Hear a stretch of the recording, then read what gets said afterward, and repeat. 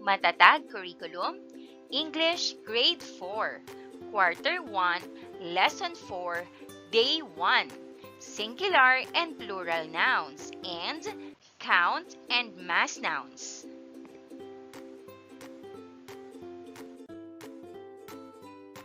Magandang buhay mga bata! Tara, samahan ninyo akong matuto kasama si Teacher Aika, your online teacher. Please don't forget to subscribe, like, share, and hit the notification bell for more videos. Thank you! Hello kids! How are you today? Another day for another lesson in English 4. Our topic is about singular and plural nouns and count and mass nouns. This is Teacher Aika, your online teacher. Let's start!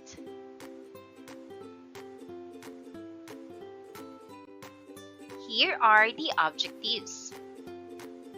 Distinguish between mass and count nouns, as well as identify and categorize nouns as singular or plural. Let's have first a short review. Directions: use the pictures below to make compound words. Fire plus fighter is equals to firefighter.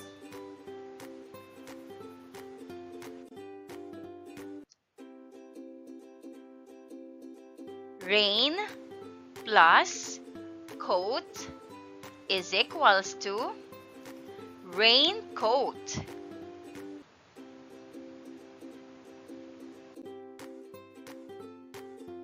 Sun plus flower is equals to sunflower.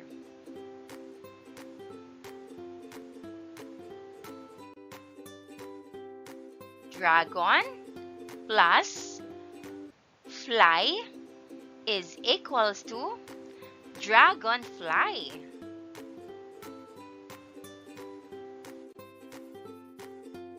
Sea plus horse is equals to seahorse.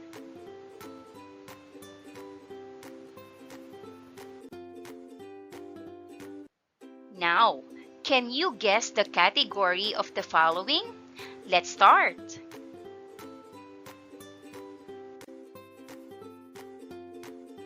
What do we call them?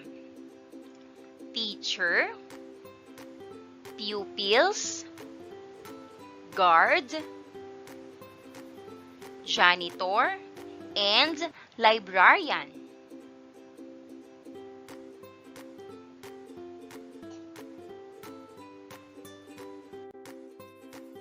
We call them persons. Good job!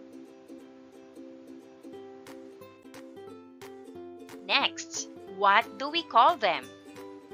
School, church, mall, library, and playground. Exactly, we call them places. Good job!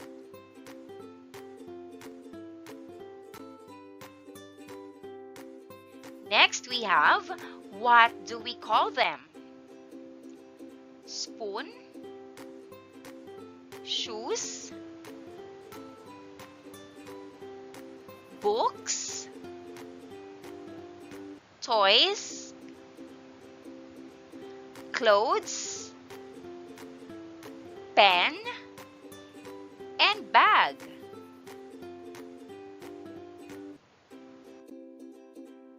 We call them things. Good job, kids!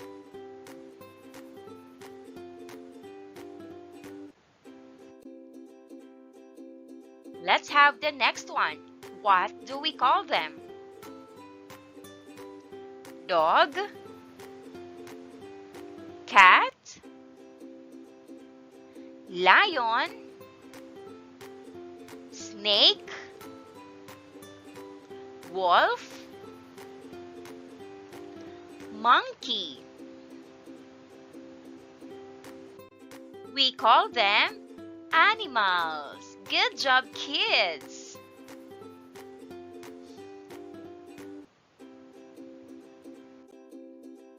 How about this one? What do we call them? Christmas, New Year, Valentine's Day, Holy Week, Halloween.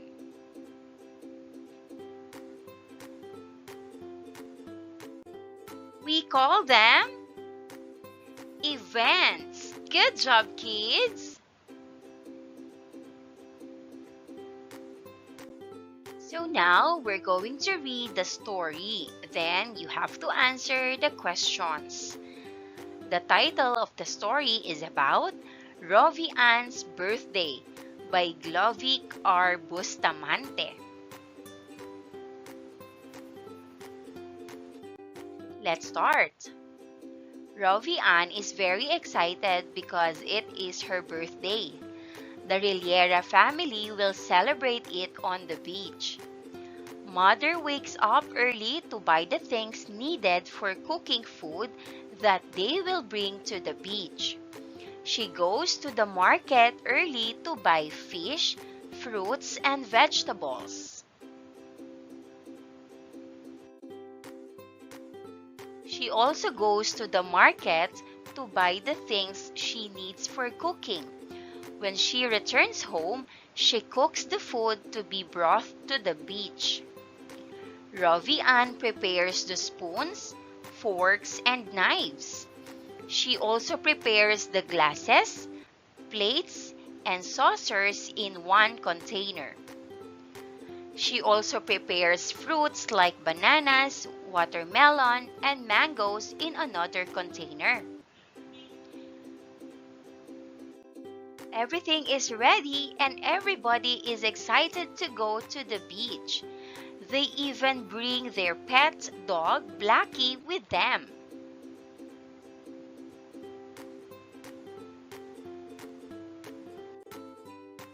Let's answer the comprehension questions from the story. Number 1. Who will go to the beach? The answer: Rovi Ann and her family, the Riliera family, will go to the beach. They will also bring their pet dog, Blackie, with them.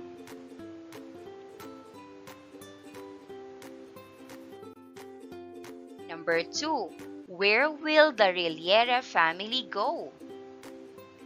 Here's the answer. The Riliera family will go to the beach to celebrate Rovi Ann's birthday.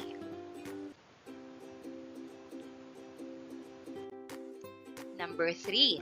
What are the things that they will bring to the beach? Here's the answer. The Riliera family will go to the beach to celebrate Rovi Ann's birthday.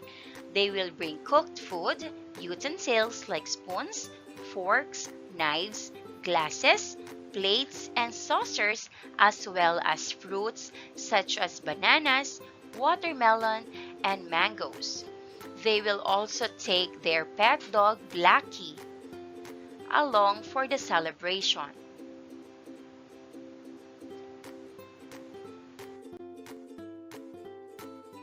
Number 4. Aside from the things that they will bring, what else do they bring with them? Here's the answer. Aside from the food, utensils, fruits, and their pet dog, the Riliera family also brings excitement with them to the beach. Number 5. What occasion are they going to celebrate on the beach? Here's the answer. They are going to celebrate Rovi Ann's birthday on the beach.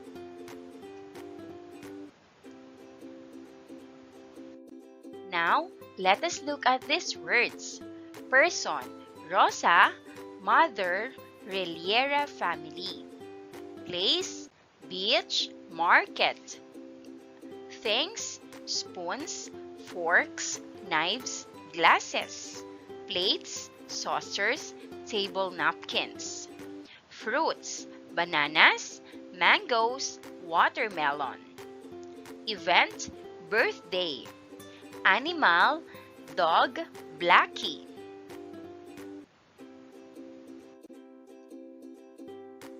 A noun is a name of a person, place, thing, animal, or event.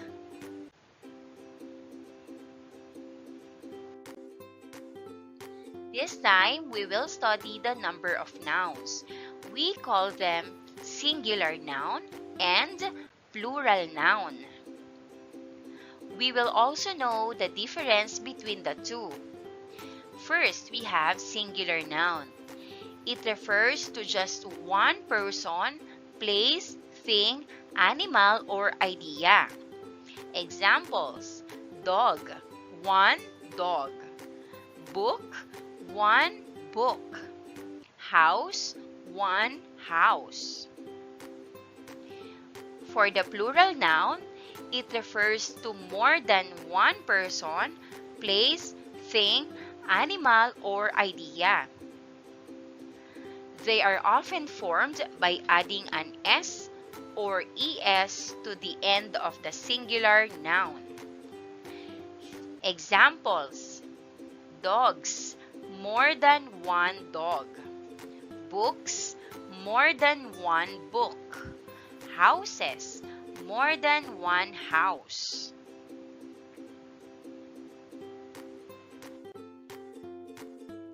Regular nouns form their plural by adding S or ES. Let us now study the table 1 below. Singular noun and plural noun. Singular, mother. Plural, mothers. Singular market. Plural, markets.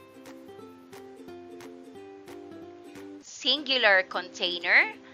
Plural, containers. Singular dog. Plural, dogs.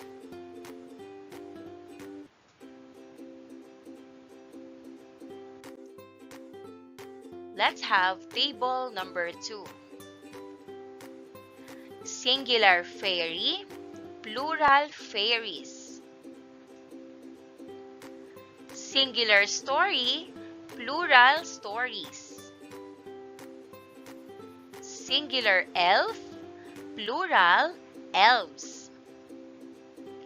Singular loaf, plural loaves. Next, we have nouns ending in S, SS, SH, CH, Z form their plural by adding ES.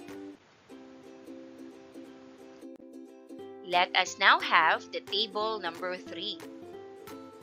Singular bus, plural buses. Singular glass, plural glasses. Singular brush, plural brushes. Singular beach, plural beaches. Singular quiz, plural quizzes.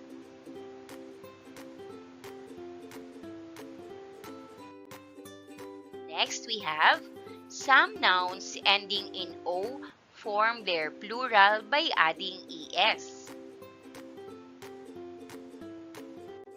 Let us study the table number 4. Singular tomato, plural tomatoes. Singular potato, plural potatoes. Singular hero, plural heroes. Singular mango, plural mangoes.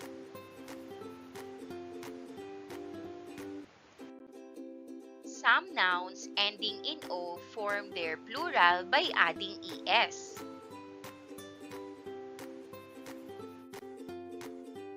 Singular radio, plural radios.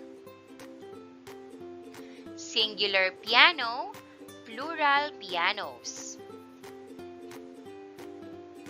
Singular kilo, plural kilos. Singular photo, plural photos.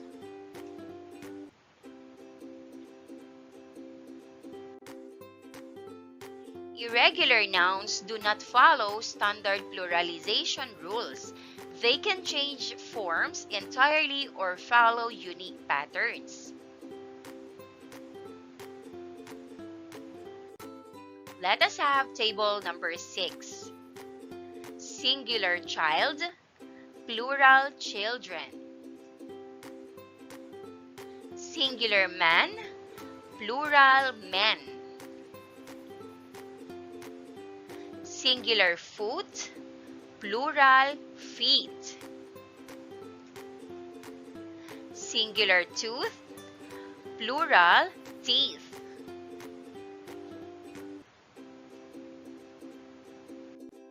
Let's have an activity.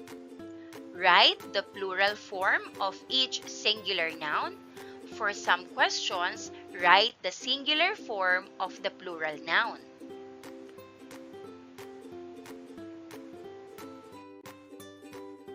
Number 1, dog.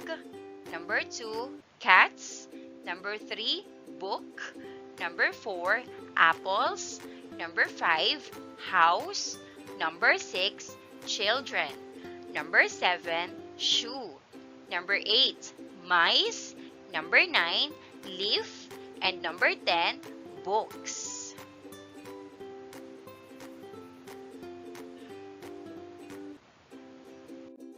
And here are the answers. Number 1, dogs. Number 2, cat. Number 3, books. Number 4, apple. Number 5, houses. Number 6, child. Number 7, shoes. Number 8, mouse. Number 9, leaves. And number 10, book. Good job, kids!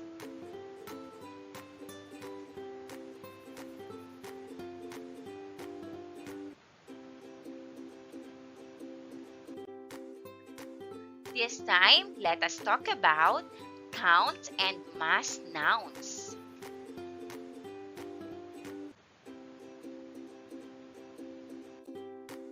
What is count nouns?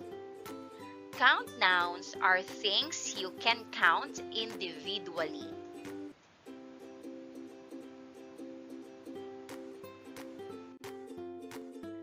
Here are the examples. Apple. 1 apple, 2 apples, 3 apples, 4 apples, 5 apples, and so on. Chair. 1 chair, 4 chairs, many chairs. Dog.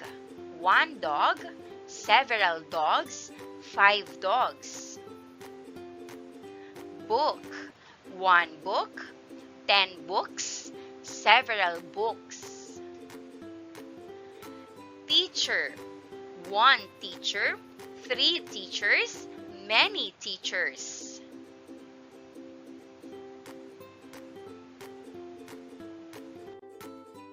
Now, how about mass nouns?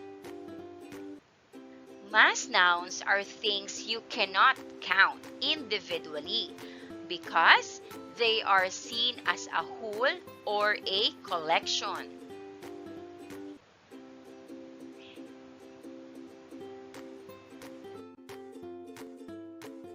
Here are the examples.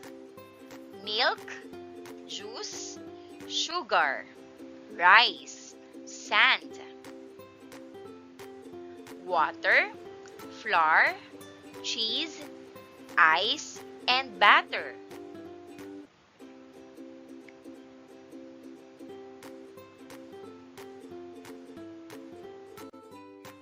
have an activity. Look at the pictures and identify if the underlined word is a singular or plural noun. Number 1. The butterfly is very colorful. The answer: the underlined word is butterfly and it is singular. Number 2. The clowns are laughing. The answer: the underlined word is clowns and it is plural. Number 3. My pencil is new.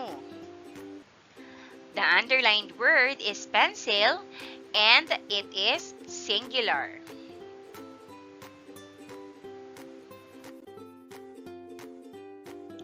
Number 4. The children are dancing. The underlined word is children and it is plural.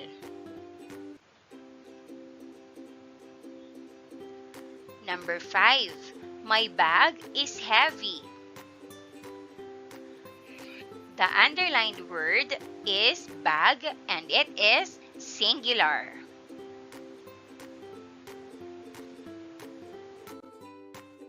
Our next activity is about fill me up.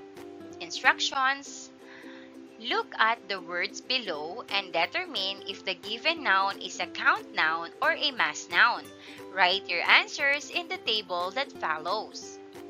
And here are the words: apple, milk, dog, water, chair, rice, book, sugar, car, flour, pen, air, child, sand, table, coffee, house, juice, shirt, and information.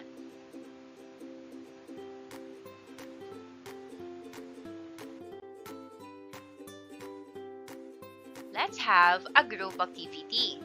The class will be divided into 5 groups and the teacher will give the assigned task to each group. Group 1, you have to write 5 nouns that can be found in the classroom. Then, write if it is singular or plural. Example, books. That's plural.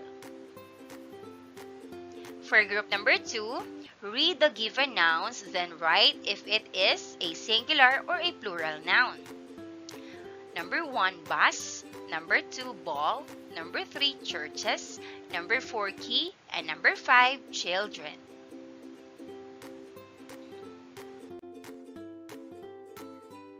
Number 3, pick out the nouns used in the sentences, then write if it is singular or plural.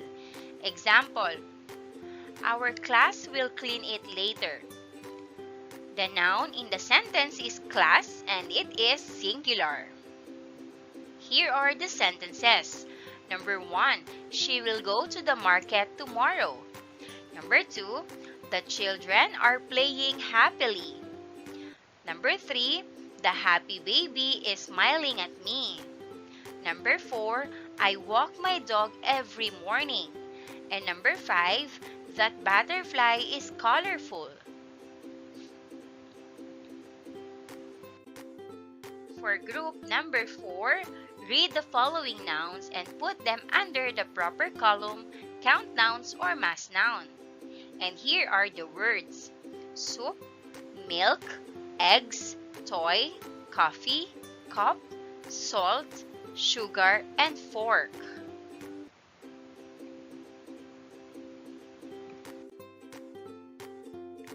And last, for group number 5, read the following count nouns and mass nouns. Choose the noun that doesn't belong to the group. Number 1, soup, coffee, egg. Number 2, water, apple, and toy. Number 3, vinegar, patis, chicken cube.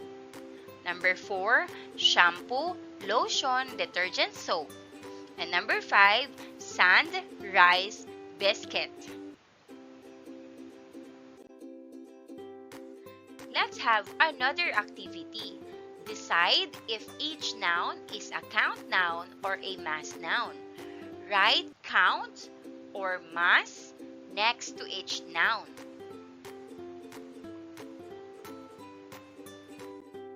Number 1, apple. Number 2, milk. Number 3, dog. Number 4, sugar. Number 5, book. Number 6, rice. Number 7, car. Number 8, water. Number 9, chair. And number 10, sand.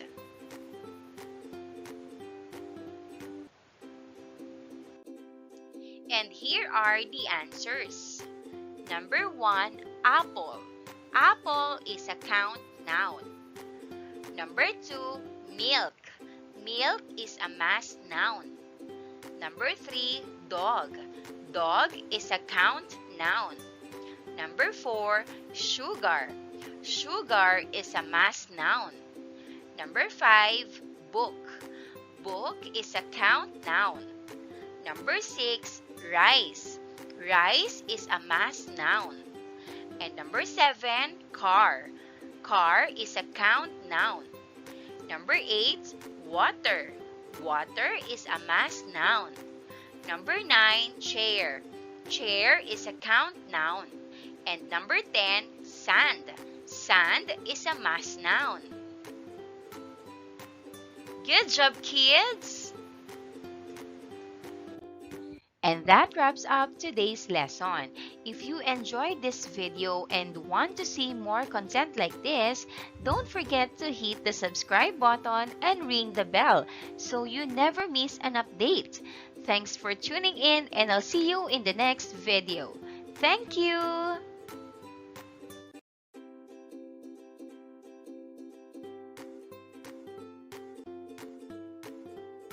Magandang buhay mga bata! Tara, samahan ninyo akong matuto kasama si... Teacher Aika, your online teacher. Please don't forget to subscribe, like, share, and hit the notification bell for more videos. Thank you! Hello kids! How are you today? Are you ready to learn another lesson in English 4? If yes, then let's start. Our topic for today is about singular and plural subject, personal pronoun.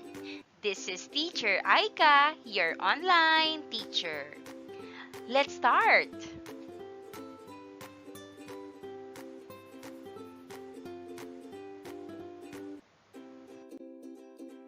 Here is the objective for today's lesson.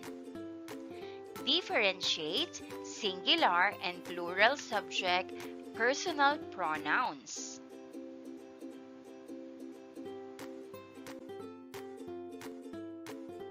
Do you want people around you to always call your name? Well, most people don't like hearing their name all the time. It can be annoying and make conversations feel awkward. Hearing your name too often can also make you uncomfortable. It's better when people use your name only when needed, like to get your attention or show respect.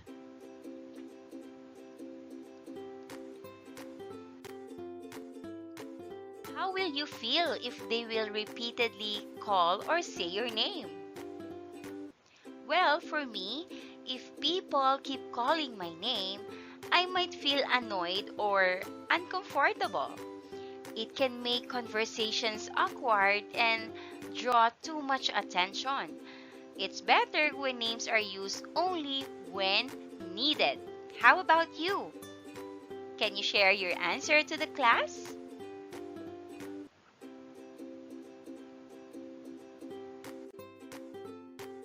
Instead of repeatedly calling or saying the name of a person, we can use other words to replace them.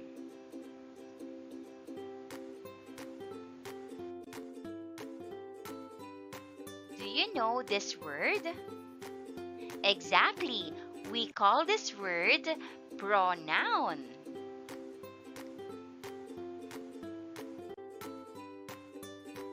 After studying nouns, we are going to study another part of speech, which is the pronoun. We also need to study the subject personal pronouns used as singular and plural.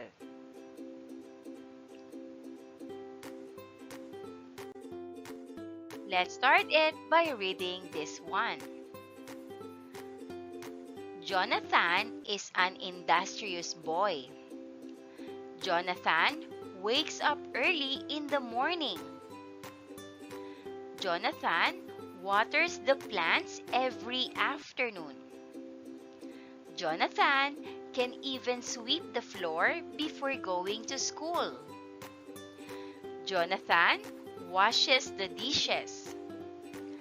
Jonathan reviews his lessons before going to bed.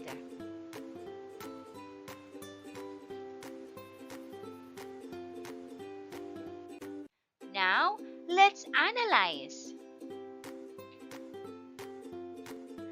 The name Jonathan is used repeatedly to describe his actions and characteristics. Personal pronouns are words used to replace proper nouns like Jonathan and refer to people or things more directly and efficiently.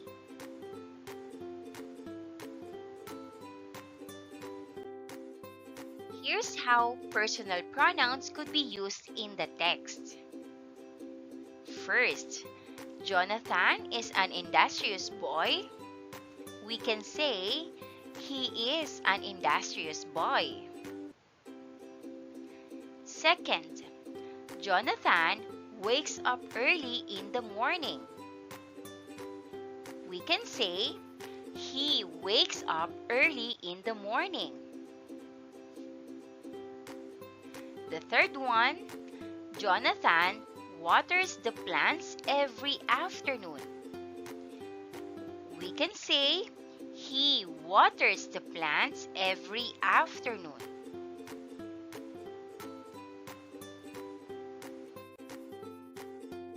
Fourth one, Jonathan can even sweep the floor before going to school. We can say, he can even sweep the floor before going to school. Fifth, Jonathan washes the dishes. We can say, he washes the dishes. And the sixth one, Jonathan reviews his lessons before going to bed. We can say, he reviews his lessons before going to bed.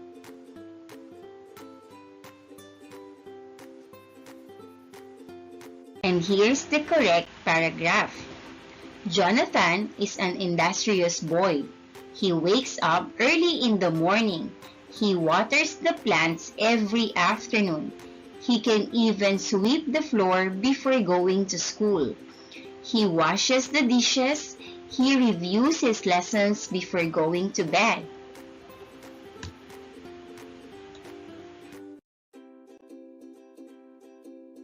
This time, let us read the text and then answer the questions.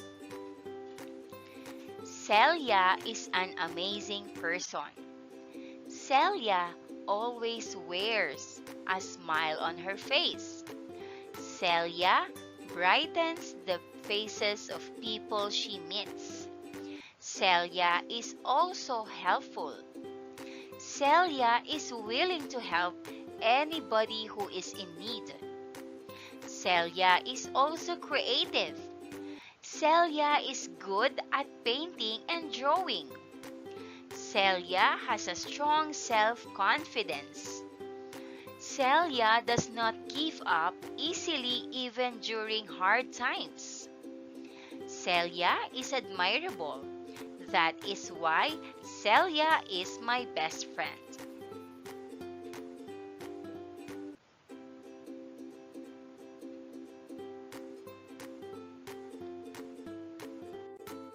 Now, let's have this one.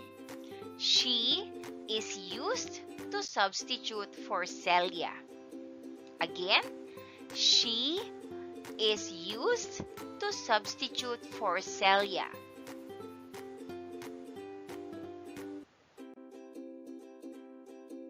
She is an example of a subject personal pronoun. Again, she is an example of a subject personal pronoun.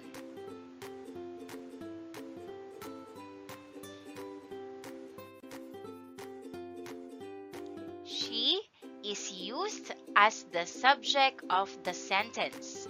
Again, she is used as the subject of the sentence.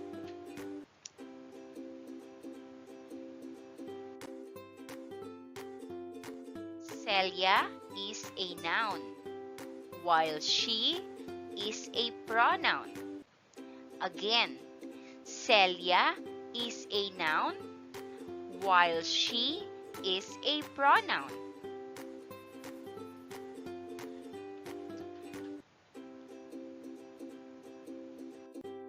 Let us read the paragraph below.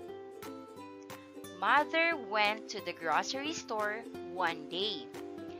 The sales lady smiled at Mother to welcome her. Mr. Reynoso asked what would Mother buy. Mr. Reynoso said that Mr. Reynoso and his wife are willing to help Mother. Mother said, Mother wants to buy some fresh fruits. Fresh fruits are better than junk food, said Mr. Reynoso. Mr. Reynoso's daughter sells the fruits to Mother.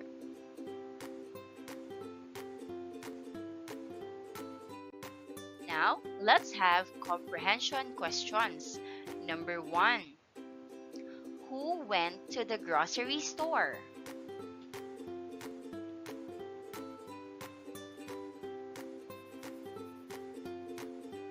Here's the answer. Mother went to the grocery store. Number 2. Who smiled at Mother? Here's the answer. The sales lady smiled at Mother.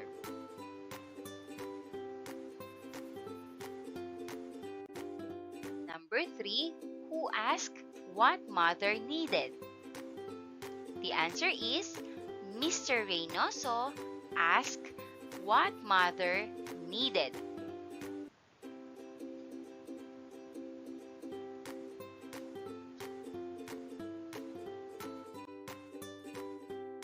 Number 4. Who were willing to help Mother? The answer is Mr. Reynoso and his wife were willing to help Mother. Number 5. What are better than junk food? The answer is fresh fruits are better than junk food.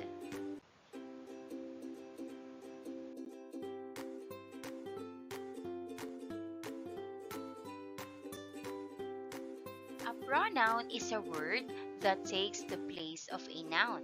Instead of repeating names or things, pronouns like he, she, it, and they make sentences shorter and clearer.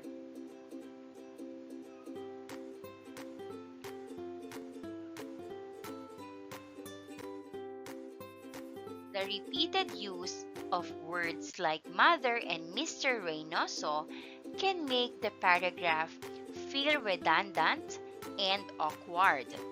To avoid such repetition, let's do the following. First, use personal pronouns. Replace names with pronouns like he, she, her, and him. Second, rephrase sentences. Change sentence structures to avoid repeating the same subject. Third, use synonyms. Substitute some words with synonyms to vary the text. These changes help make the paragraph smoother and more readable.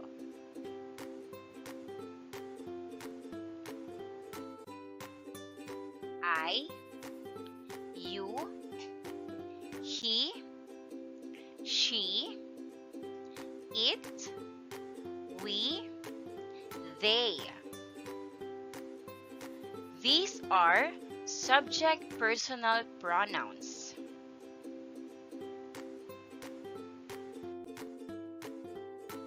The terms for the different perspectives are: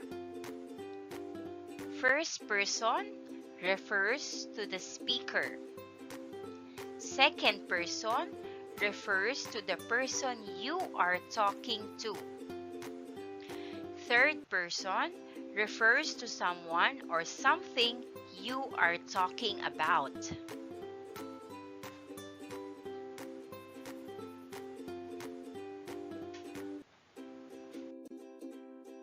The following are examples of subject personal pronouns: person, singular, plural. First person, singular I, plural we. Second person, singular you, plural you.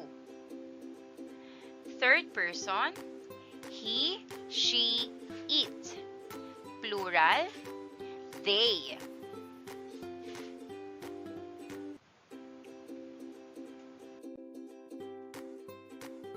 When using personal pronouns to replace nouns, it is important to choose the correct pronoun based on the number of the subject. The subject may be singular, referring to one person or thing, or plural, referring to more than one person or thing.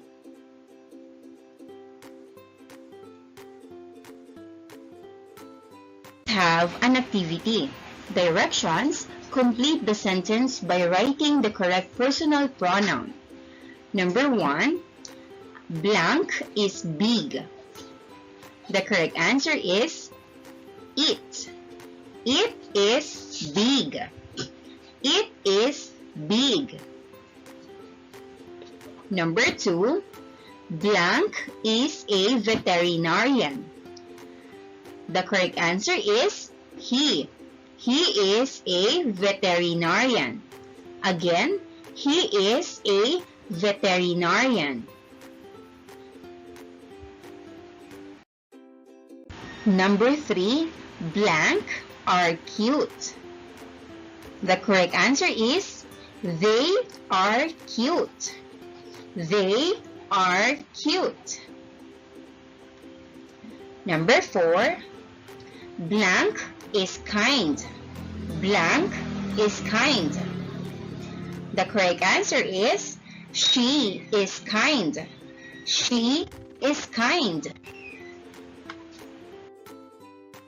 Number 5, blank is red. The correct answer is it. It is red. It is red.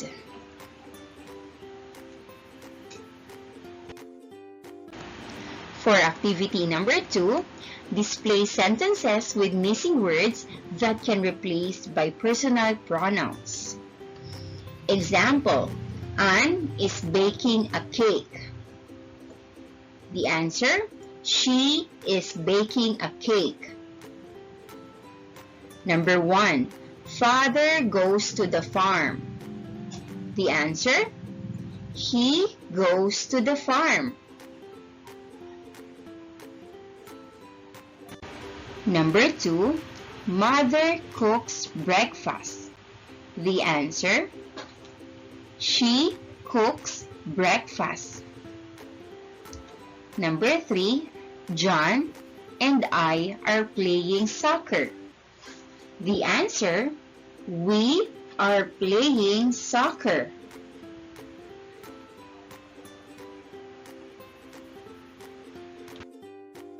Number 4, Lisa will call her friend later.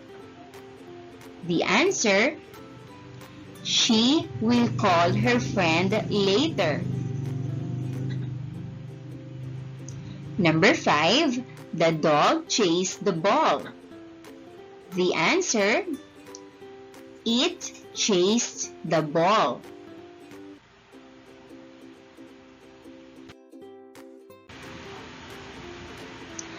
Here's another activity. Number 1, Sam is playing with a toy. Number 2, Mom is cooking dinner. Number 3, the bird is singing. Number 4, Jake and Mia are reading a book. Number 5, I have a new backpack. Number 6, you are my best friend. Number 7, the dog found its bone. And number 8, Dad is fixing the car. Number 9, Lily and I went to the park. And number 10, she is drawing a picture.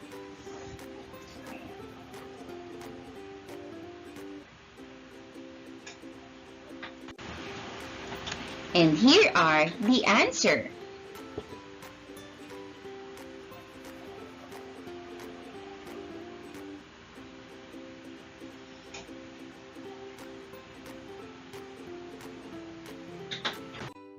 And that wraps up today's lesson. If you enjoyed this video and want to see more content like this, don't forget to hit the subscribe button and ring the bell so you never miss an update. Thanks for tuning in, and I'll see you in the next video. Thank you! Matatag Curriculum, English Grade 4, Quarter 1, Lesson 4, Day 3. Regular and irregular verbs.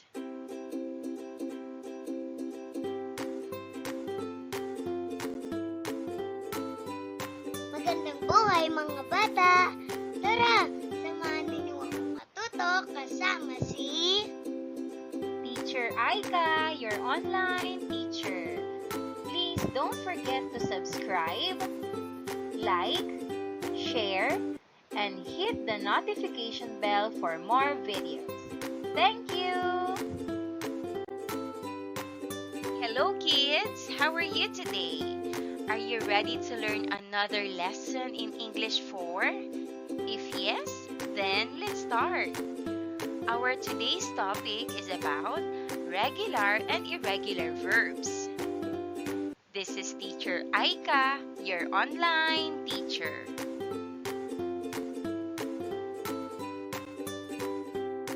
Here is the lesson objective. Identify regular and irregular verbs.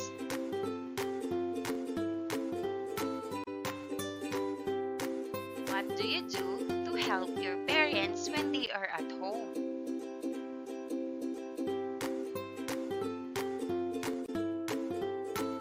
What work do you do at home?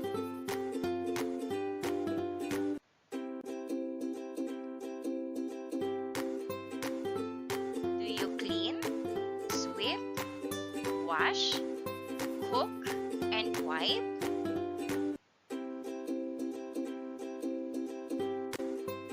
Let's check the underlined words.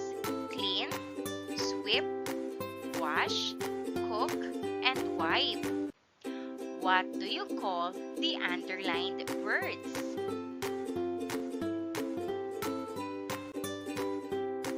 Exactly, we call them verbs.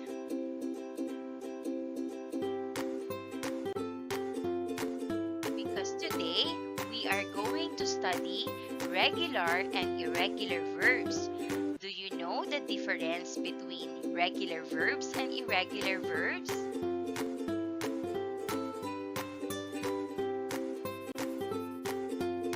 Read the paragraph, then answer the questions. The title of the paragraph is about In the Farm.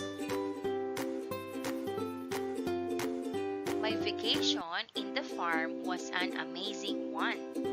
The whole family stayed there for 1 month. We helped our father in harvesting fruits. We helped our mother in cooking our food. I learned many things about cooking. I enjoyed my vacation very much. Next year, the whole family will stay there again. I hope that my parents will allow me to swim in the river.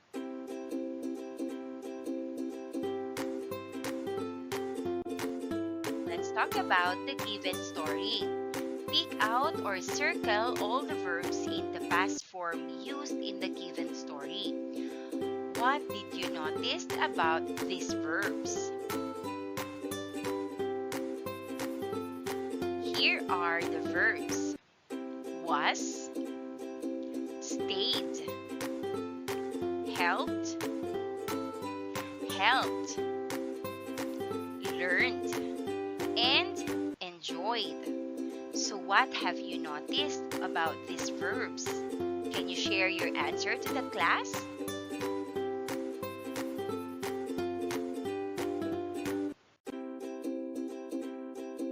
What I noticed about these verbs. First, they are all regular verbs except for was, which is an irregular verb. Second, for the regular verbs like stayed, helped, learned, and enjoyed, the past forms are created by adding ed to the base form. Third, the verb was is irregular. Its past form is not formed by adding ed, but it is a unique form.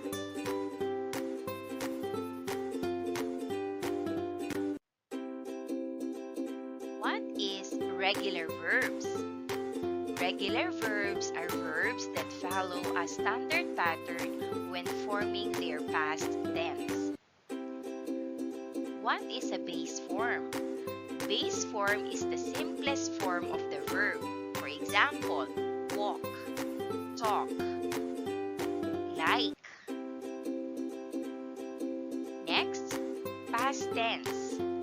Add ed to the base form. Example, walked, talked, liked. Now, here's a simple table showing the base form and past tense of several verbs. Base form, past tense. Walk, the past tense of walk is walked. Talk, the past tense of talk is talked. Cook, the past tense of cook is cooked. Clean, the past tense of clean is cleaned. And last, help. The past tense of help is helped.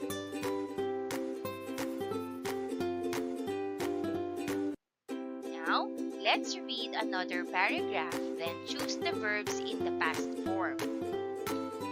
Rosa woke up early yesterday. The sun shone brightly. The birds sang merrily. She had an aerobic exercise outside. She also ran in the plaza. She met her friend. They ate breakfast at home. Let's read once again. Rosa woke up early yesterday. The sun shone brightly. The birds sang merrily. She had an aerobic exercise outside. She also ran in the plaza. She met her friend and they ate breakfast at home. Now, let us circle all the verbs in the past form. Woke, shone, sang, ran, met, and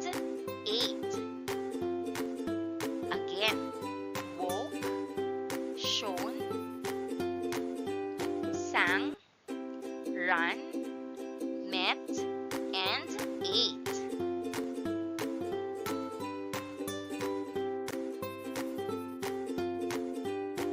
What I noticed about these verbs: first, the verbs woke, shone, sang, had, run, met, and ate are irregular verbs. Second, they do not follow the regular pattern of adding ed to form the past tense. Instead, each has a unique past form.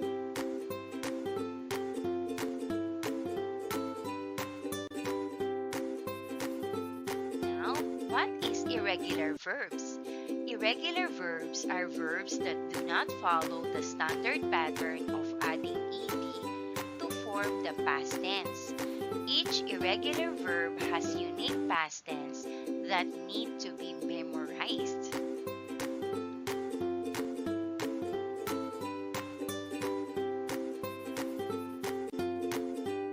Here's a simple table showing the base form and past tense of several irregular verbs. Base form and past tense. The past tense of go is went. The past tense of eat is ate. The past tense of sing is sung. And the past tense of run is run. And the past tense of buy is bought.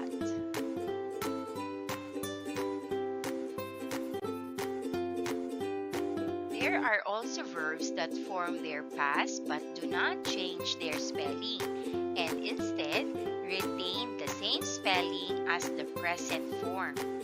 They are also called irregular verbs, and here are some examples.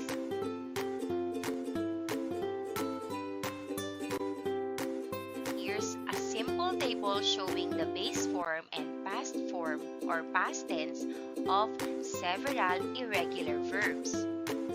Base form, past tense. The past tense of hit is hit. The past tense of read is read. The past tense of put is put. The past tense of cut is cut. And the past tense of let is let. Let's have the following rules when talking about singular subjects. Number 1. Use he when referring to a male person or an animal. Example, my father is working. He is industrious. Number 2.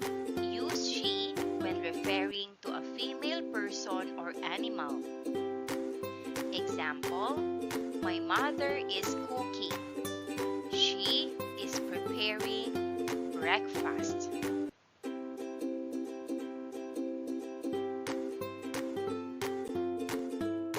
Number 3. Use it when referring to an object, an animal, when the gender is not specified, or a non-living thing. Example, the dog is sleeping.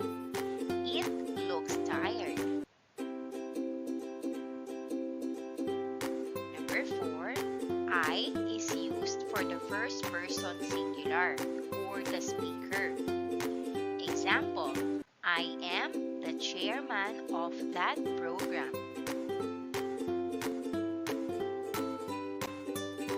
Number 5.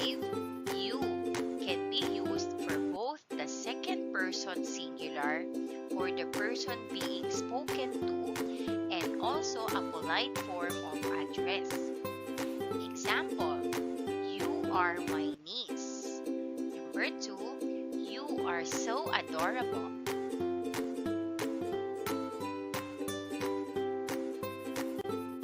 Let's talk about plural subjects. Number 1, use they when referring to more than one person or thing.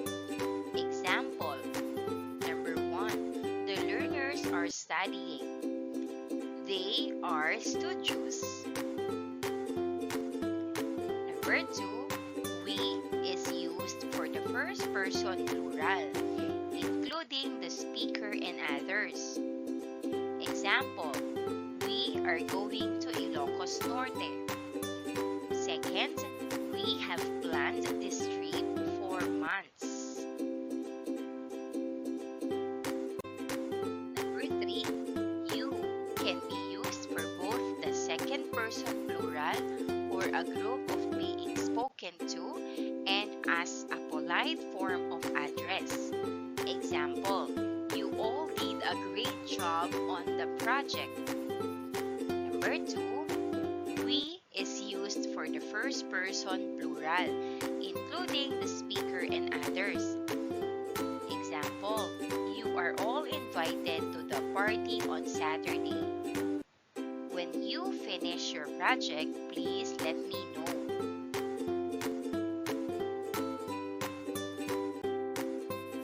Let's have an activity. Instructions: encircle the correct form of the verb. Choose your answer from the parentheses.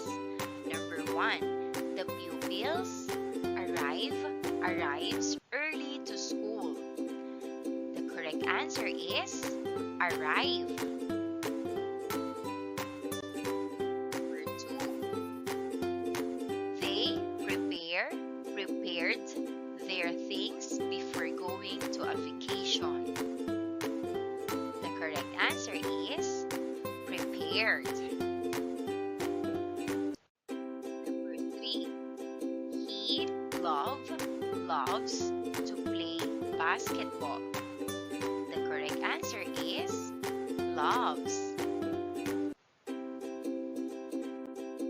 Number 4, it rolled down the stairs. The correct answer is rolled.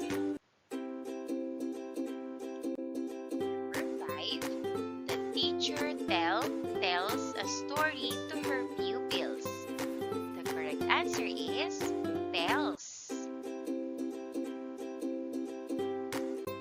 Number 6, the boy gave her a letter yesterday. The correct answer is gave. Number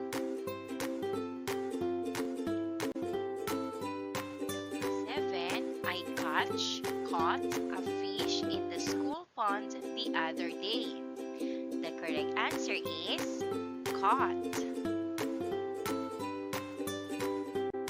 Number 8, she made a birthday cake for her sister last week. The correct answer is made.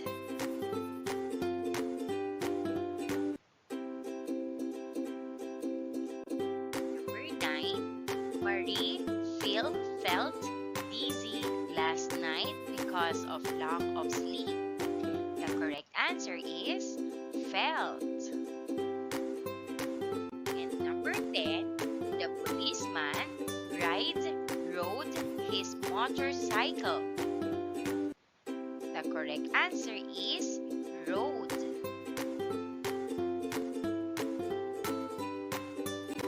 Let's have an activity. Put a check mark if the verb is a regular verb and X mark if not. Number 1, cry. Is it check or X? X. This is an irregular verb. Number 2, go. Is this check or X? Correct. This is X. This is an irregular verb. Number 3, sell. Is it check or X? Correct. This is still X. This is irregular verb. Number 4, clean. Is it check or X? Correct. This is check. And number 5, wash. Is this check or X? It's check. Good job.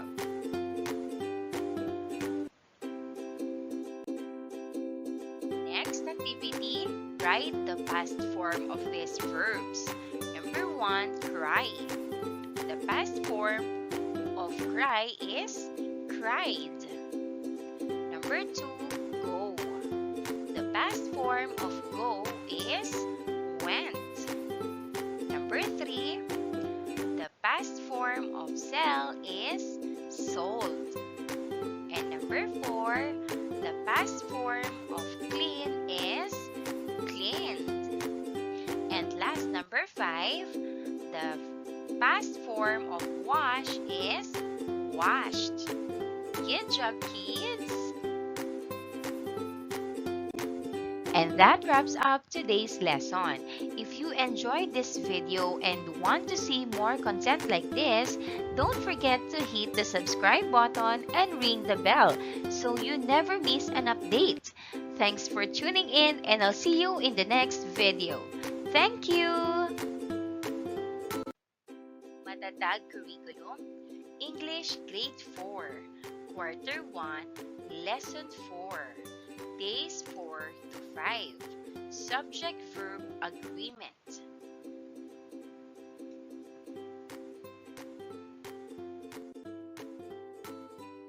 Magandang buhay mga bata! Tara, samahan ninyo akong matuto kasama si...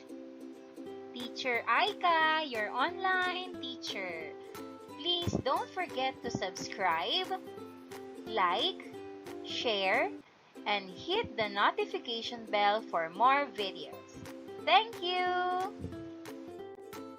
Hello kids! How are you today? Are you ready to learn another lesson in English 4? If yes, then let's start. Our topic for today is about subject-verb agreement. This is Teacher Aika, your online teacher.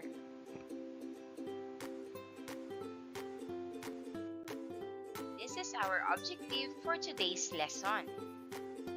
Observe correct subject-verb agreement.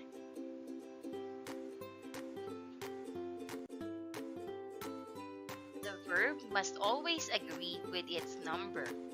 If the subject is singular, the verb must be in singular form.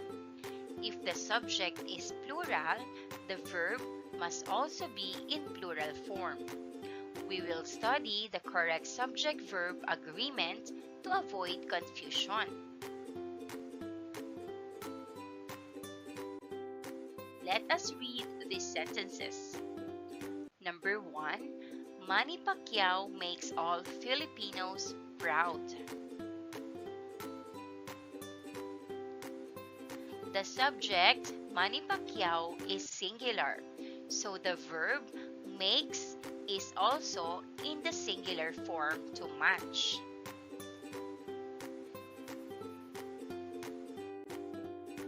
Number 2, he starts and ends his game with a prayer. The subject, he, is singular, so both verbs, starts and ends, are in the singular form.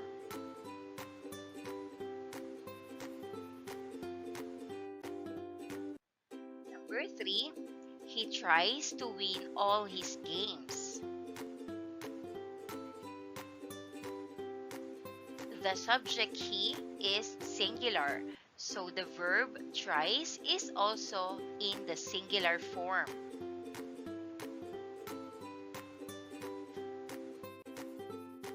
Number 4, Filipinos watch during his game. The subject, Filipinos, is plural, so the verb watch is in the plural form to agree with it.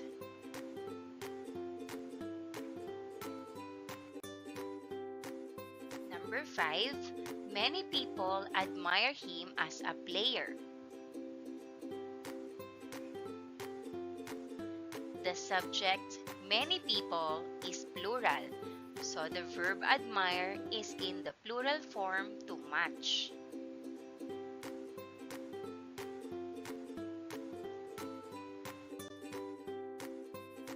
The verb must always agree with its number. If the subject is singular, the verb must be in singular form. If the subject is plural, the verb must also be in plural form. We will study the correct subject-verb agreement to avoid confusion. Now, let's read a story about Ben's cat, written by Glovic R. Bustamante.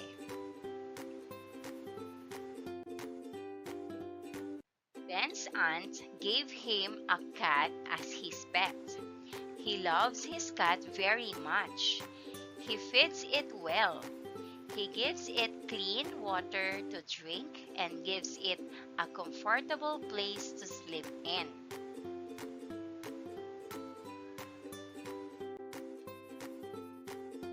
He even bats the cat once a week. One day, they strolled on the farm.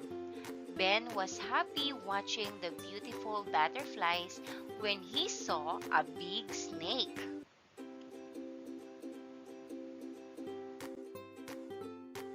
As the snake produced a sound and ready to attack him, the cat jumped on the snake.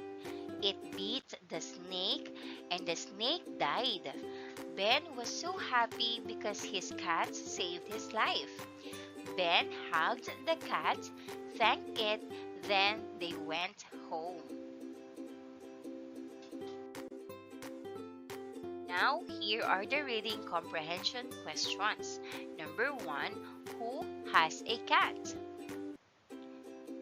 The answer, Ben has a cat.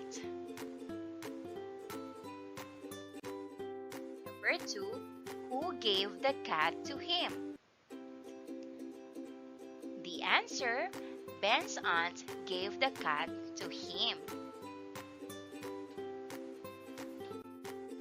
Number 3, why did his aunt give him the cat? The answer, the story doesn't say why, but it seems Ben's aunt gave him the cat as a pet because she thought he would enjoy it. Number 4, how did he treat his cat?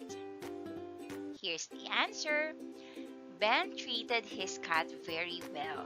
He fed it, gave it clean water, provided a comfortable place to sleep, bathed it once a week, and cared for it with love and attention.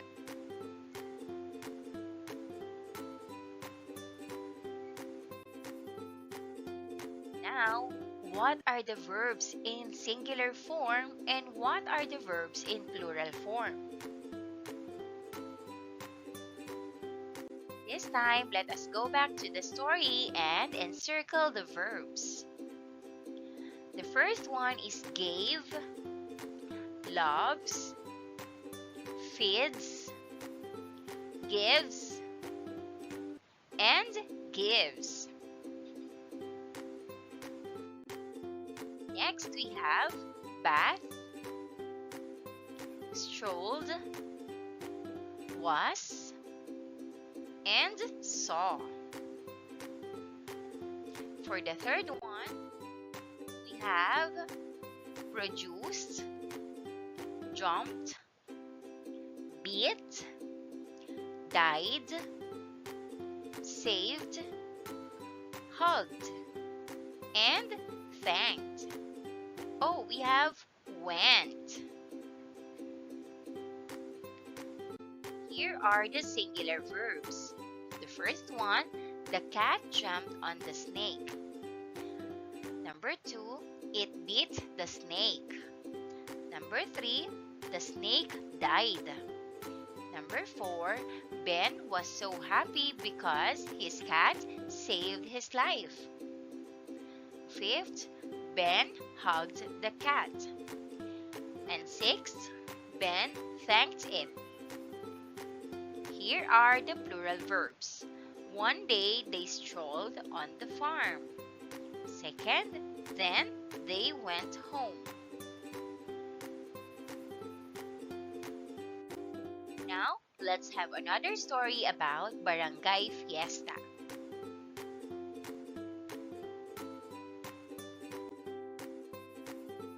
In the small barangay of San Luis, the villagers will prepare for their barangay fiesta. The fiesta will showcase the culture and tradition of the community. As the sun will rise on that day, the people will begin their work. The officials will decorate the street.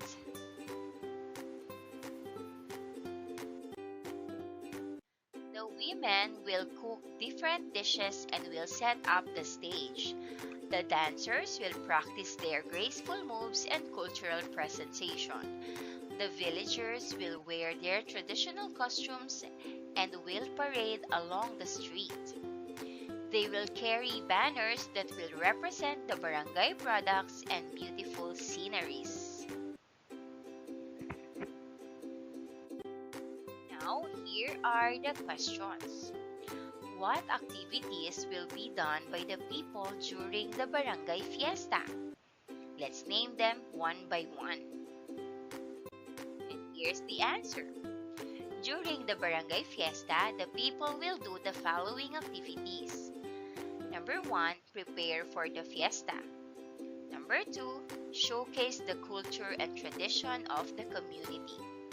Number 3, decorate the street.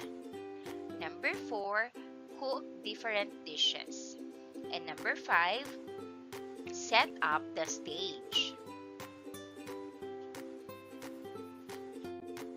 Number 6, practice their graceful moves and cultural presentation. Number 7, wear traditional costumes. Number 8, parade along the streets. And number 9, carry banners that represent barangay products and beautiful sceneries. Let's read these sentences taken from the stories above. Here's the set A. Number 1, he loves his cat very much. Number 2, he feeds it well. Number 3, he gives it clean water to drink. Number 4, he gives it a comfortable place to sleep in. And number 5, they stroll in the farm.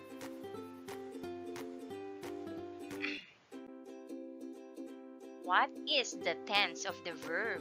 And which of the verbs is in present tense singular and present tense plural? When will you use a verb in singular form, in plural form? Let's answer this one by one. All the verbs in set A are in the present tense. Present tense singular verbs. Number 1, he loves his cat very much. Number 2, he feeds it well. Number 3, he gives it clean water to drink.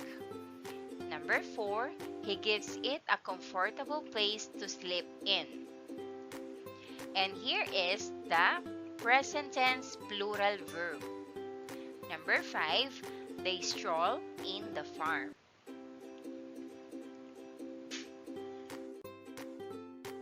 When will you use a verb in singular form or in plural form? When to use each verb form? First, we have singular form.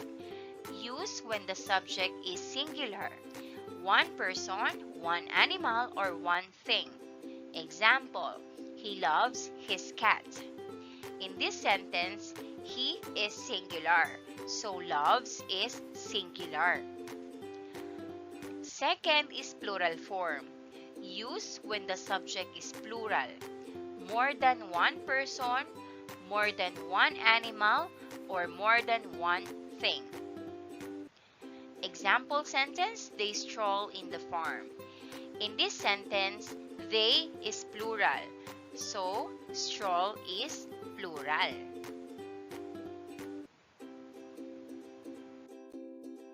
Read these sentences taken from the stories above. Here's the set B. Number 1, Lisa helped her. Number 2, she left the school. Number 3, she called an ambulance. Number 4, they brought Celine to the hospital. And number 5, she contacted Celine's parents.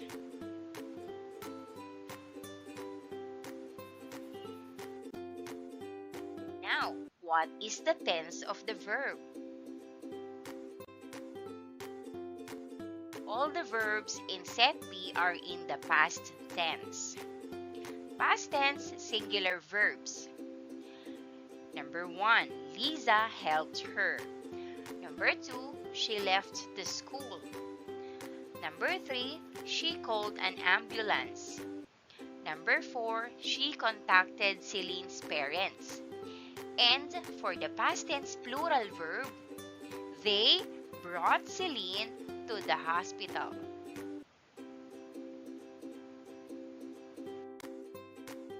How is the past tense of the verb formed? How to form the past tense of the verb? To form the past tense of the verb, first, regular verbs. Add ed to the base form of the verb. For example, help becomes helped. Second is irregular verbs. The past tense form varies and doesn't follow a specific pattern. These forms need to be memorized. Examples: leave becomes left, call becomes called, bring becomes brought, contact becomes contacted.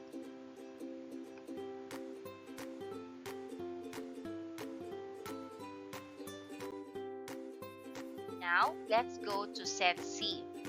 Here are the sentences. Number 1, the fiesta will showcase their culture and tradition. Number 2, the people will begin their work. Number 3, the officials will decorate their streets. Number 4, the women will cook different dishes. And number 5, the dancers will practice their graceful moves. Now, here's the question. What is the tense of the verb? All the verbs in the sentences in set C are in the future tense. Number 1, the fiesta will showcase their culture and tradition. Number 2, the people will begin their work. Number 3, the officials will decorate their streets. Number 4, the women will cook different dishes. And number 5, the dancers will practice their graceful moves.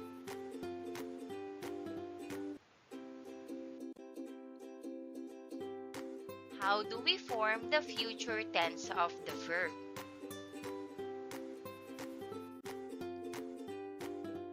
How to form the future tense of a verb? To form the future tense of a verb, use the following structure. Will plus base form of the verb. Example: will plus talk equals will talk. Will plus eat equals will eat. Will plus see equals will see.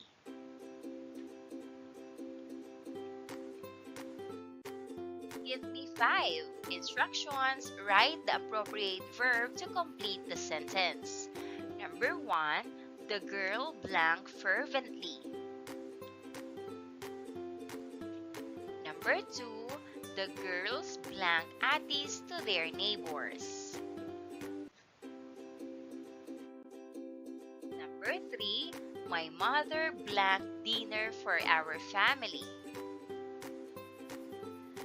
Number 4, my father blank a tree in our backyard. And number 5, the tiger blank at the hunters.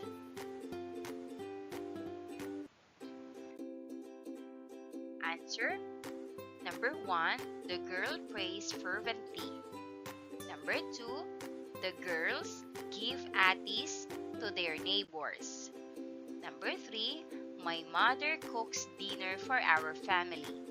Number 4, my father plants a tree in our backyard. And number 5, the tiger roars at the hunters. Lesson activity letter A. Fill in the blank with the correct form of the verb. Number 1. Ray blank make or makes his project with his father. Number 2. The fisherman return or returns blank for their safety. Number 3. The learners enjoy or enjoys blank their presentation on the stage. Number 4. Franny and I blank takes pictures of the hills. Number 5. The conductor calls blank the passengers.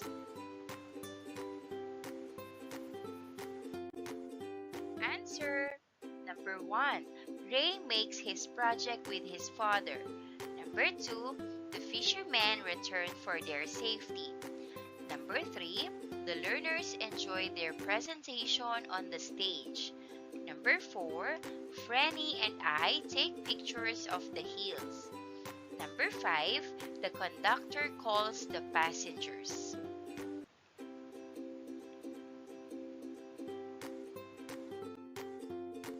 Lesson activity letter B.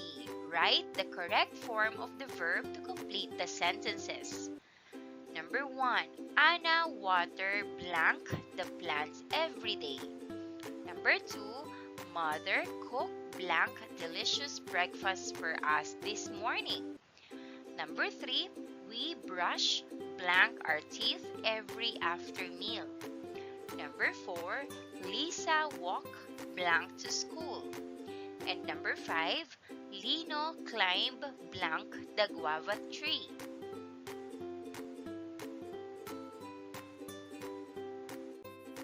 Answer. Number 1. Anna waters the plants every day. Number 2. Mother cooked delicious breakfast for us this morning. Number 3. We brush our teeth every or after every meal.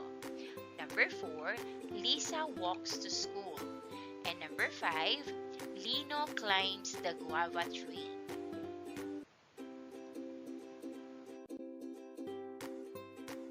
Lesson activity letter C. Supply the appropriate verb to complete the sentences. Number 1. Luna blank to the market. Number 2. The farmers blank vegetables on the farm. Number 3. Risa and Donna will blank the room. And number 4. They blank the plants. And number 5. We must blank healthy food.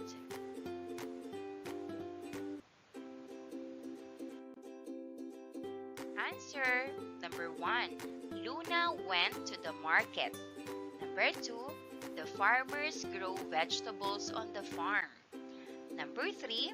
Risa and Donna will clean the room. Number 4. They water the plants. And number 5. We must eat healthy food.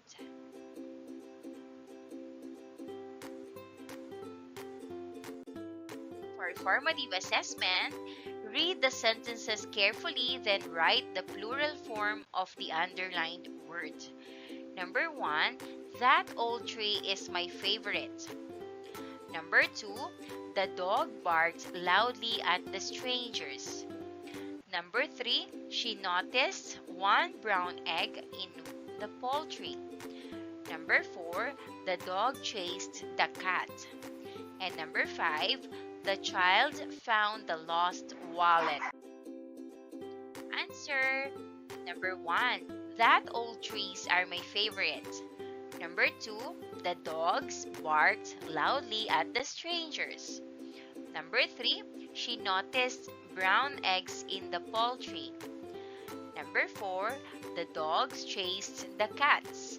And number 5, the children found the lost wallets.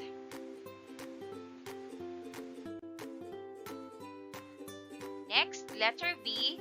Read each sentence carefully, then determine whether the underlined noun is a count noun or mass noun. Number 1. We will buy a 2 chocolate cake. Number 2. Milk is good for our body. Number 3. My mother likes to put honey on the bread. And number 4. We enjoyed a warm soup on the rainy days. Number 5. Father asked for a cup of coffee. Answer. Number 1, count noun. Number 2, mass noun. Number 3, mass noun. Number 4, mass noun. And number 5, mass noun.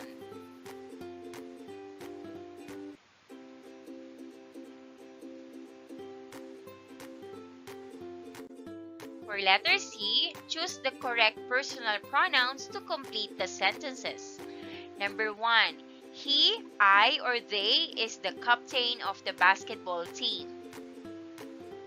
Number 2, she, we, you goes to the plaza.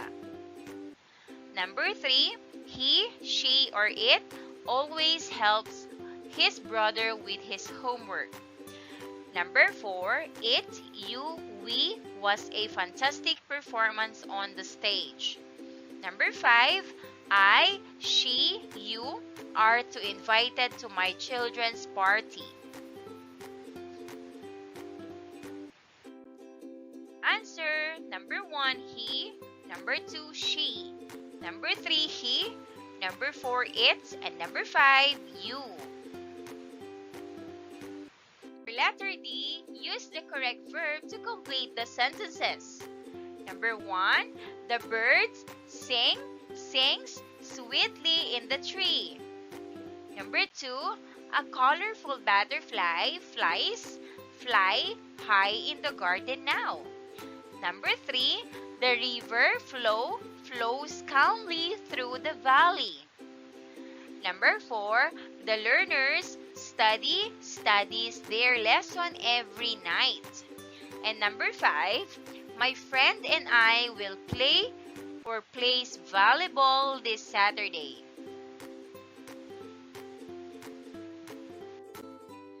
And here's the answer. Number 1, sing. Number 2, flies. Number 3, flows. Number 4, study. Number 5, play.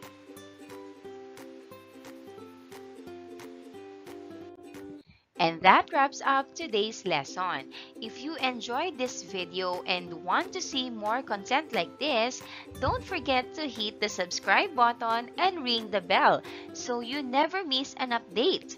Thanks for tuning in, and I'll see you in the next video. Thank you!